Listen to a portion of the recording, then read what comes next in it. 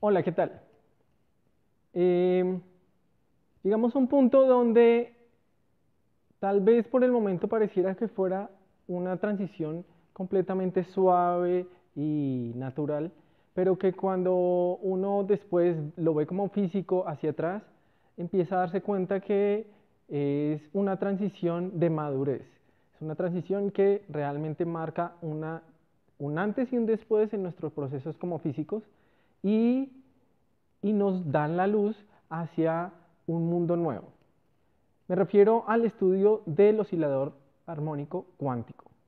Efectivamente, el estudio del oscilador armónico mm, primero marcó una transición de inicio en la física y el estudio del oscilador armónico nos permitió estudiar mucho de lo que es la física clásica y efectivamente prácticamente fue la base para el estudio de todo un bagaje de sistemas clásicos y lo mismo va a suceder con los sistemas cuánticos. Sucede que de alguna manera la naturaleza nos ha regalado esto que es el oscilador armónico y con el oscilador armónico prácticamente hemos aprendido eh, una vastedad de sistemas ahora también cuánticos y después ustedes lo verán cuando ojalá estén descubriendo cosas eh, que van más allá pero que aún así siguen teniendo raíces en este simple ejemplo. Digamos que la idea va a ser la misma que en mecánica clásica. Usualmente pues yo tengo un potencial increíblemente complejo. Sin embargo, ese potencial yo lo voy a poder escribir alrededor de ciertos puntos como una expansión. Y esa expansión, pues los primeros términos no triviales, pues tengo el término constante y el término lineal. El primer término que prácticamente no voy a poder eliminar del potencial y que voy a tener que estudiar necesariamente es el término cuadrático. Así que prácticamente decimos que cualquier sistema, usualmente cuando me paro en ciertos puntos, voy a poderlo estudiar en, la aproximación cuadrática, ¿cierto? Alrededor de los puntos mínimos de energía. Eso es lo que decimos en mecánica clásica. Aquí vamos a hacer lo mismo. Entonces voy a suponer que voy a poderlo aproximar, ese potencial arbitrario, si se dan cuenta, a una aproximación cuadrática. De tal manera que entonces el hamiltoniano que yo quiero estudiar tiene esta forma. Y vamos a ser afortunados porque podemos solucionar ese sistema, que como ya dije, no es trivial y trae detrás un montón de implicaciones.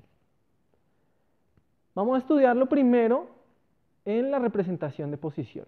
Más adelante, en los próximos capítulos, vamos a estarlo viendo desde el espacio de Ketz mismo, que es además donde nos va a entregar cosas que después se pueden estar utilizando en sistemas mucho más complejos.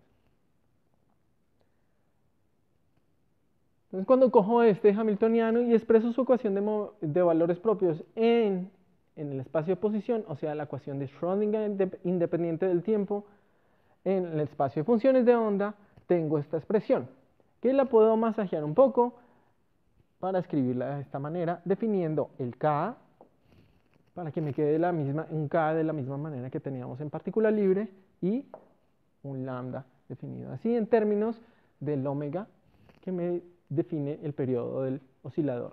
¿Sí? Aquí estoy suponiendo que estoy hablando de un oscilador clásico al cual le escribo su operador cuántico. Ahora, el potencial que estamos trabajando es un potencial pues cuadrático, lo conocemos, es bien familiar para nosotros. Lo importante ahorita, para empezar, es que él va a infinito. O sea, yo sé, por lo que trabajamos con el pozo infinito de potenciales, que la función de onda en infinito tiene que ir a cero. O sea, yo no espero encontrar a la partícula en posiciones en infinito. Entonces, ya que sucede esto, voy a proponer una solución de este tipo para mi función de onda, de tal manera que tengo un comportamiento decreciente. Y si propongo esa solución, entonces tengo una ecuación para esta nueva función, que va a tener esta forma. Ahora, esa expresión que tengo ahí, la voy a poder solucionar. Entonces voy a simplemente mencionar la situación en que yo no tengo ni siquiera tablas de ecuaciones, no conozco realmente sobre funciones especiales y quiero solucionar esa ecuación, que lo que hago usualmente es proponer una solución en serie de potencias. ¿Qué es lo que tengo aquí? Entonces voy a proponer que mi función se puede expandir en una serie de potencias. Si reemplazo eso en la ecuación, tengo ahora una ecuación que va a ser una ecuación de coeficientes y potencias de x que puedo arreglar de tal manera que me quede solamente como una sumatoria de coeficientes veces potencias de x. Como las funciones x a la m son linealmente independientes, entonces tengo una relación que me dice que los coeficientes de esa sumatoria tienen que ser 0. De ahí lo que estoy encontrando es esta relación entre los coeficientes, que es lo que llamamos una relación de recurrencia. Lo que me dice esto es que si yo conozco los coeficientes inferiores, voy a poder conocer los superiores. Pero si se dan cuenta, el salto es de 2. Así que lo que tengo es que si conozco el coeficiente 0, por ejemplo, voy a conocer el 2, el 3, perdón. Si tengo el 0, conozco el 2, el 4, todos los pares. Pero no tengo ni idea de los impares. Y lo mismo si tengo el 1, conozco el 3, el 5, etc. Así que en realidad tengo dos tipos de soluciones linealmente independientes que no se hablan entre ellas en lo que respecta a esta ecuación, que serían las soluciones con potencias pares y con las potencias impares. Que en el fondo, pues lo que me van a decir es que una se va a comportar de manera impar y la otra se va a comportar de manera par respecto al origen. Bien, entonces la cuestión ahora es ver un poquito más sobre esas soluciones. Aquí solamente estoy diciendo cuál es la relación, no estoy encontrando como tal los coeficientes, pero lo interesante es que yo podría determinarlos si tengo tiempo y si quiero dedicarme a determinar esos coeficientes dictando el primero. Pero para nosotros va a ser algo más importante establecer algunas relaciones generales. Y lo que me doy cuenta es que esta serie es infinita, entonces en principio esa serie podría también diverger y ganarle al coeficiente que viene acá. Entonces vamos a pedir que definitivamente mi función de onda vaya a 0 en el infinito, y eso quiere decir que esa serie infinita se trunque en algún momento, de tal manera que no le gana la exponencial. O sea, vamos a pedir que existe un n tal que el coeficiente que aparece aquí, el siguiente, sea 0, y de ahí para adelante todos van a ser 0. Si esto lo pido, me doy cuenta que para que eso suceda, este numerador de aquí tiene que ser 0. O sea que estoy encontrando una relación entre k lambda y este nuevo n que esté ahí. Ese nuevo n entonces va a ser importante porque me dice no solo el orden del polinomio que estoy encontrando, sino también me está etiquetando precisamente la solución, que es el papel de un número cuántico. O sea, estamos encontrando un nuevo número cuántico, ahora el número cuántico para el oscilador armónico unidimensional. Vemos entonces que podemos determinar todos los coeficientes de las soluciones si conocemos el primero. Para las funciones pares van a quedar determinadas en términos del primero, que va a ser a 0, y para las funciones impares va a ser a 1. ¿Cómo los determino? Impongo que mi función de onda sea esté normalizada. Así que, entonces, simplemente tengo que hacer eso. No voy a hacerlo aquí porque simplemente es un proceso matemático, pero la idea es, por ejemplo, para el primero voy a tener aquí a 0 veces esta gaussiana que ya sabemos cómo integrar el módulo al cuadrado, de tal manera que tengo que escoger a 0 que va a aparecer aquí para que me dé de norma 1. Lo mismo para A1 con Φ1, para A0 con Φ2 y para A1 con Φ3. Déjenme ponerlas rápidamente, las funciones que acabo de encontrar, estas 4. Entonces ahí se ve explícitamente cómo son sus comportamientos. Las he puesto de abajo hacia arriba, superponiéndolas sobre el potencial, por la razón que efectivamente su energía va a ser ascendente. Ya ahorita vamos a discutir mejor cómo van a ser sus energías. La cuestión es que aquí hemos optado por el camino del hombre pobre, que se llama, y no sabíamos utilizar algunas relaciones de funciones especiales y optamos por hacer la serie de potencias. Si hubiéramos tenido un poco más de conocimiento, hubiéramos podido, por ejemplo, escoger una nueva variable y darnos cuenta que la ecuación que resulta para el phi es precisamente la ecuación de Hermite. Y una ecuación que tenga nombre es porque ya alguien la solucionó. Precisamente esa ecuación va a tener solución de polinomios si el coeficiente que aparece ahí es un número entero. Nuevamente entonces estamos encontrando nuestro número cuántico. Y los polinomios que aparecen van a ser los polinomios de Hermite. O sea que estamos encontrando que las funciones de onda del oscilador armónico unidimensional son gaussianas veces polinomios de Hermite. Existe una forma un poco más elegante de abordar el problema y es darse cuenta que las soluciones a la ecuación de polinomio de la ecuación de Hermite se pueden escribir como integrales sobre caminos cerrados en el espacio complejo, en el plano complejo. Y sobre estas integrales existen teoremas bien fuertes, como el teorema de Cauchy, que me dice que tienen expresiones cerradas. Así que yo puedo expresar los polinomios de Hermite como unas integrales que tienen expresión cerrada. Y lo interesante aquí es que voy a poder entonces escribir también la constante de normalización de manera universal. En el caso como nosotros lo estábamos haciendo, teníamos que ir una por una evaluándola. Aquí esa constante de normalización va a quedar universal para la expresión. ¿Listo? Existe una tercera forma un poco más compleja, digamos, y es darnos cuenta que si definimos una nueva variable, la ecuación que aparece es la ecuación de Whittaker, que tiene como solución funciones hipergeométricas confluentes.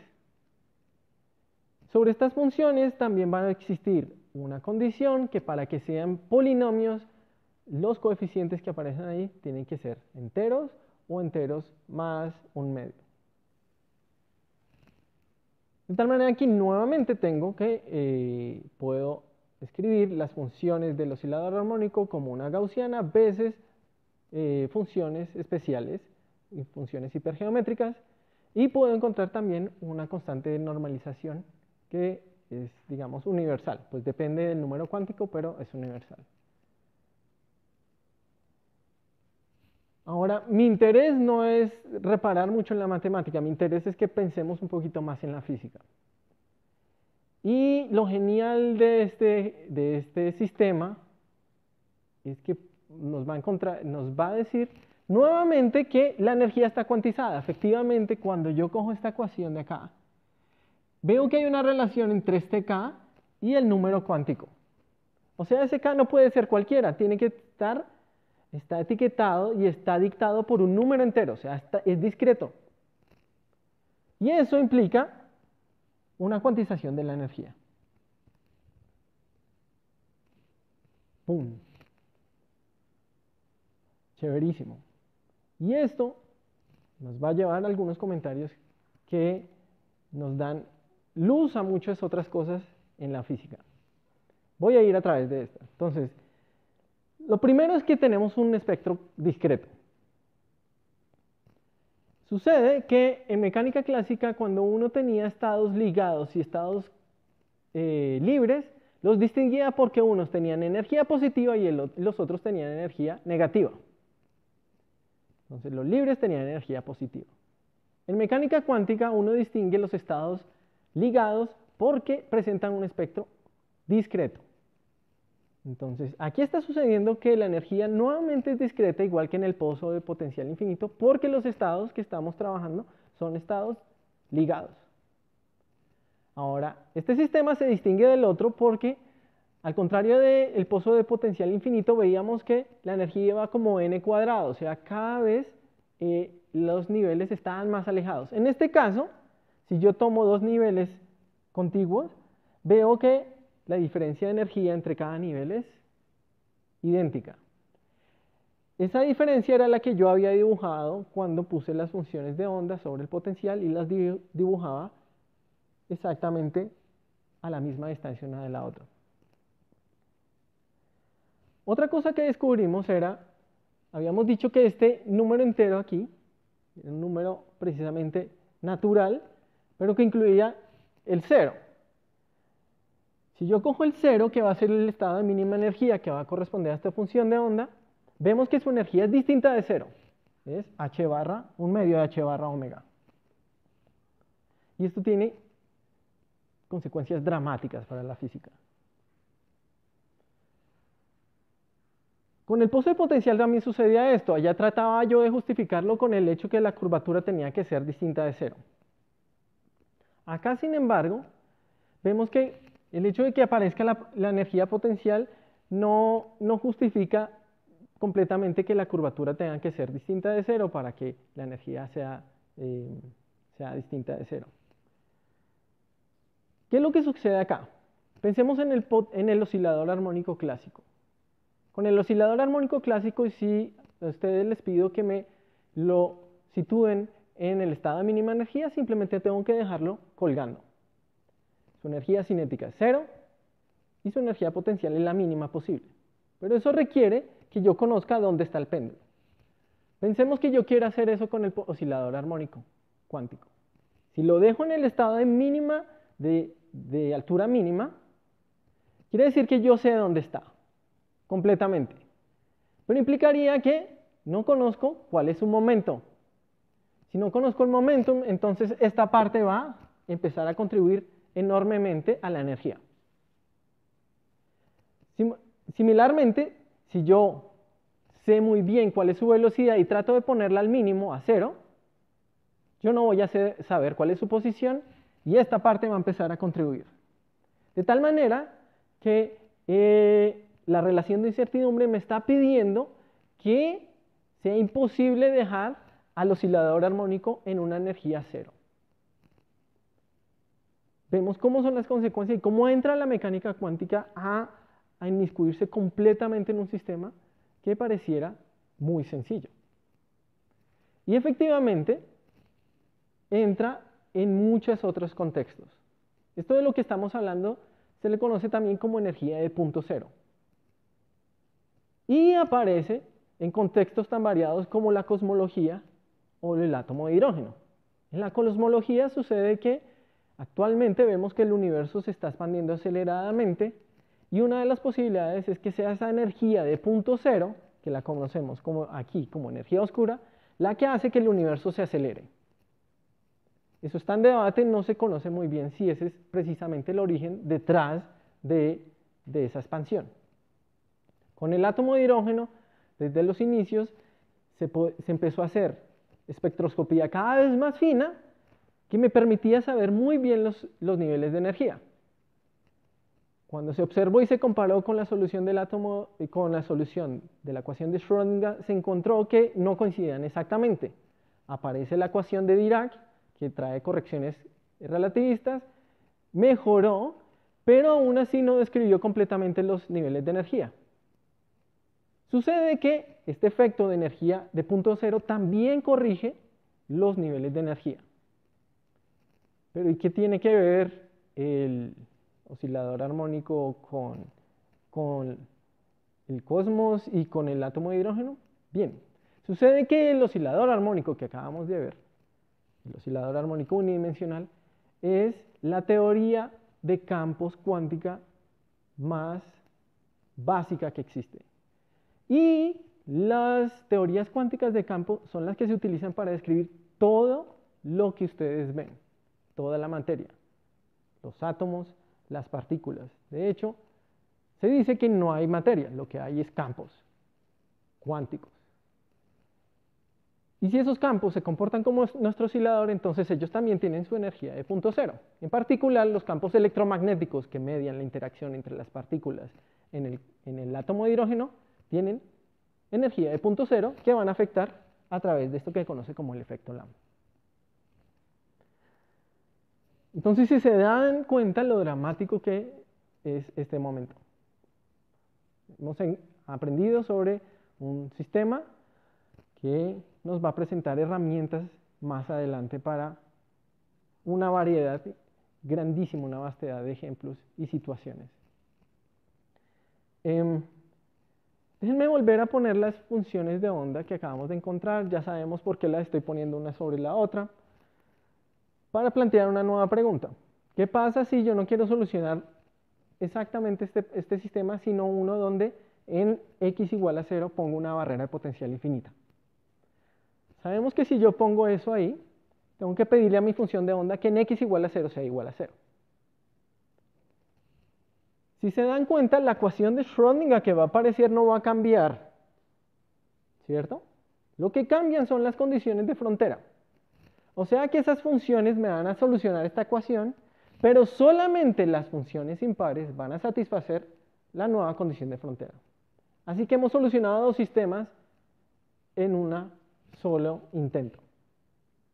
Este ejemplo lo pongo, además, porque me permite ver que muchas veces, analizando la paridad de las funciones de onda, yo puedo saber cómo va a ser el comportamiento del sistema cuando cambio algo.